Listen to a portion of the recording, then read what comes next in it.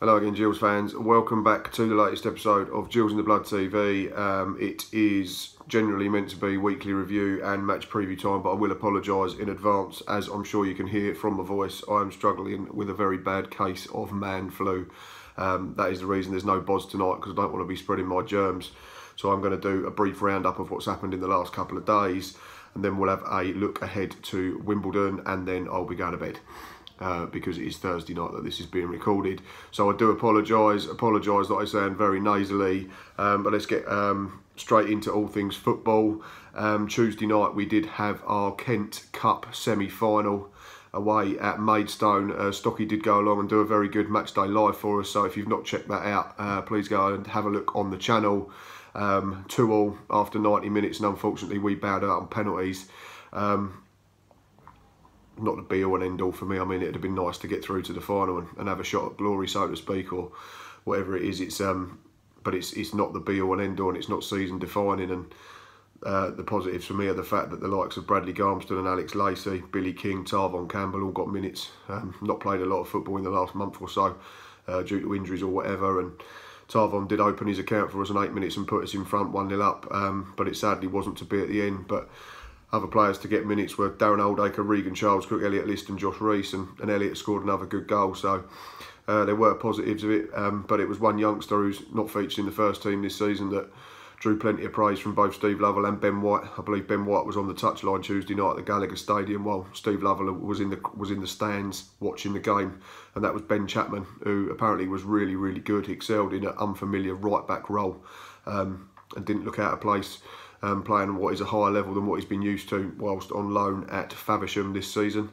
So yeah, I mean, disappointing to lose, like I say, but some of the overreactions I've seen on social media, especially Facebook this week, were absolutely ridiculous. But that's for another day. We've had a good chat about that on the Facebook page. Various fans have got involved, and it's been an interesting topic.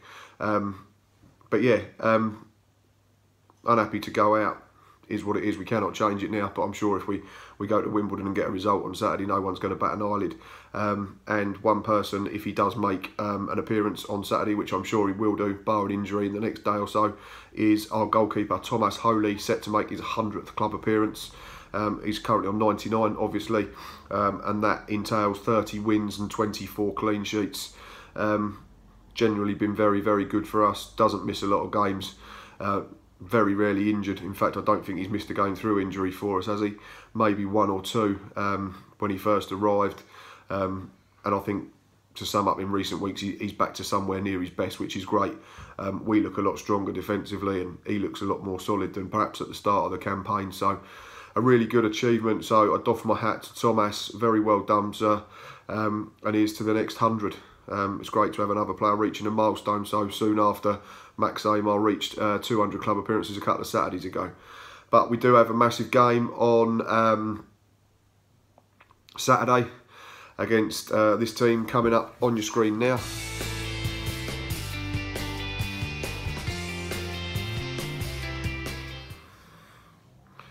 AFC Wimbledon, we travel up there on Saturday afternoon for a 3 PM kickoff. Another massive game in the Sky Bet League One relegation battle that still consists of pretty much half a division. Absolutely mental. They were gone 3-4 weeks ago. Didn't have a prayer, but credit to Wally Downs and his players and his coaching staff and the fans for sticking at it. And let's just have a look at their form. They've won. Right, we'll do last 6 and then break it down a bit further, as we always do. So last 6 for Wimbledon: win, lose, draw, win, win, win. 13 points from 18. Ours is lose, win, lose, draw. 8 out of 18, as per usual. Always pops up for us. And in terms of home and away form, their last 6 at home: lost, lost, lost, lost, 1-1. So 6 points from 18, and ours is 1 drawn, lost, 1 drawn, drawn. So we have 9 points from the last 18 available on the road. We've only lost 1 away in our last 6 games, and that was at Sunderland, who are flying high, and they had the benefit of 2 softish penalties against us. We've only lost 1 in 5 in overall, and that was to an informed Bristol Rovers. And as I say, their form is absolutely ridiculous at the moment. They've taken 10 points from their last 12 available, haven't conceded a goal, 3 wins and a 0-0 draw. But the only thing I would say, just looking at it a bit deeper, is the 4 teams that they've played are hardly in the greatest of form at the moment, and that's no disrespect or negative towards Wimbledon. I think you could say that they've played them 4 sides, which are Shrewsbury, Doncaster, Peterborough and Southend, probably at the right time because they're all struggling for form at the moment. But still, 2 clubs that are up and around the playoffs in Donny and Posh, so well done to Wimbledon. Like I say, well done to Wally Downs and all his players. They've given themselves a shot. Be interesting now, though, whether they change the way they play, because it's only a month ago they were 10, 11 points away from safety. So I suppose they were going a bit gung-ho and just trying to win games and that sort of last chance saloon, last roll of the proverbial dice and just going for it. But now back within striking distance of safety, which is 3 points. So do they change their approach, especially with a game against us, another side that's in and amongst it? I mean, we're up in 16th, but we're only 2 points off the relegation zone, yet only a point off the top half. Such is the madness of League One this season. So yeah, so it'd be interesting to see how Wimbledon do approach it. Will it be another go for it approach and, you know, try and climb out, or would it be a case of let's make sure we don't lose the game and we stay in touch with Gillingham and give ourselves a chance moving forward? But from our point of view, if we do everything that we did against Luton last week, I think we've got enough about us to win the game. But at the same time, we know not any 2 games are the same. It's up to us to roll our sleeves up and show the same levels of commitment and desire. And that's been one thing that's been levelled at us this season. If you go back to October, we won at Portsmouth 2-0 and they were unbeaten, both in the league and at home that season. And then we said we had to back it up the week after, and we rolled over at home to Southend. And we've done it again on other occasions and previously before that as well. So we have to do our jobs correctly and earn the right to be able to go and play football. And if we do that, then I'm sure performances and results take care of themselves. In terms of Wimbledon squad, there's a big sort of ex-Gills contingent. There's, you know, we have obviously an ex-Don as well in Barry Fuller, who's come back to the club this summer for a second spell. I think he was obviously well liked there as well in his time. Won the playoffs to get them promoted from League Two a few years ago, like he did with us back in 2009. And in terms of ex-Gills at Wimbledon, Deji Ozolaja is the club captain, but is out injured at the moment. Scott Wagstaff finally seems to be keeping himself fit, and he's played 36 times this season, scoring 4 goals, including 2 in that memorable FA Cup win over West Ham a couple of months ago. And Joe Pigott leading the line, doing it very well.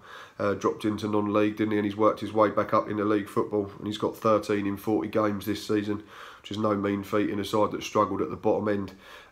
He's got 5 in his last 6, including a hat-trick in that mad 4-3 win over Rochdale a few weeks ago. So he's someone we're going to have to keep an eye on. They do have other good players as well. And obviously they're going to be approaching the game full of confidence.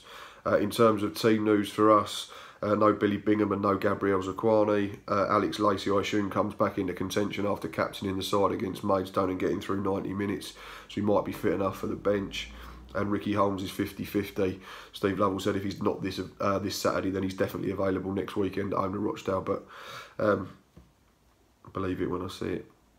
Anyway, so in terms of a team, for me, we don't make a change from last Saturday. Boys have had a full week to recuperate and rest and prepare, so I would go Thomas Holy in goal, Luke O'Neill, Max Amar, Connor Ogilvie and Barry Fuller as a back 4, Mark Byrne, Leonardo da Silva, Lopez, Callum Riley and Graham Burke as a diamond.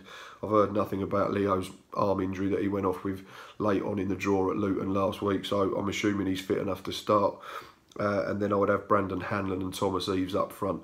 Both were exceptional last week, leading the line against Luton, and Brandon Hanlon did everything but score, and Tom Eves gave both their centre halves a battering, and even gave the wall behind the goal in which he scored his equaliser a battering as well. And I'm sure if you watch the match day live, we allude to the fact that the wall needed treatment afterwards. Substitutes bench for me: Thomas Hadler, Bradley Garmston, Elliot List, Tarvon Campbell, Alex Lacey, Josh Rees and Regan Charles Cook. But there's plenty of options now. It means leaving the likes of Billy King out, Darren Oldacre out, Dean Parrott out. We have got options all over the park at the moment, which is good, with a couple of players returning from injury problems. But yeah, the big question, as per every week, is prediction.